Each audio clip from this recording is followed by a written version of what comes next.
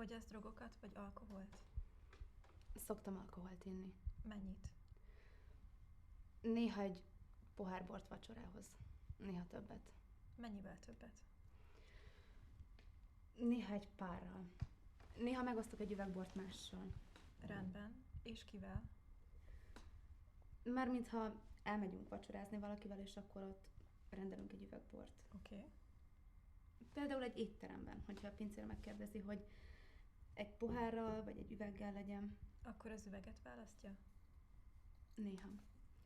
De néha meg a poharat választom, ez igazából attól függ.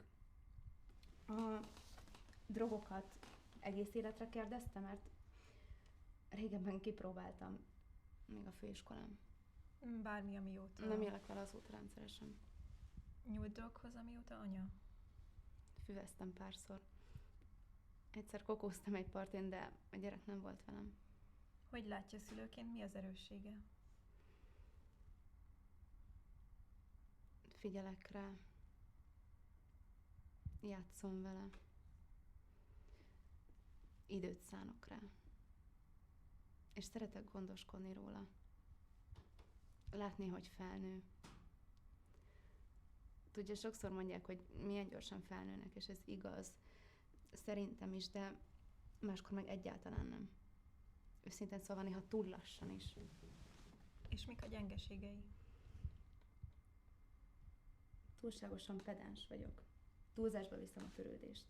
Ezek gyengeségek? Talán nem. De néha meg amúgy egy igazi seggfej tud lenni, és olyankor én felhúzom magam, és seggfejnek is. Állj! Most állítanám le. Élesben soha nem mondjon ilyet. Az emberek nem szeretik az olyan anyát, aki túl sok bort iszik, üvölt a gyerekével és seggfejnek hívja. Magam is csinálom, teljesen meg tudom érteni. A tökéletlen apákat el tudjuk fogadni.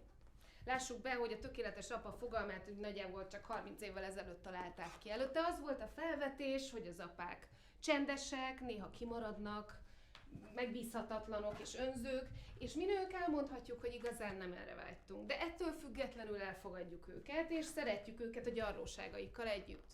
De ugyanezek a gyarlóságok egy nőtől elfogadhatatlanok.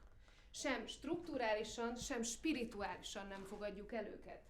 Mert a keresztény zsidó akárminek az alapja, Mária, Jézus anyja, tökéletes. Egy szűz, aki szült, és rendíthetetlenül támogatja a gyermekét, és ő tartja élettelen testét a karjában, amikor a fia meghal. Az apa nincs sehol. Még a dugást is kihagyta. Isten a mennyben van. Ő az apa, és még a képét sem tolta oda. Úgyhogy magának tökéletesnek kell lenni. A férje lehet elcseszett, az senkit nem érdekel. Magát mindig egy magasabb mércével fogják mérni. Elbaszott egy helyzet, de ez van.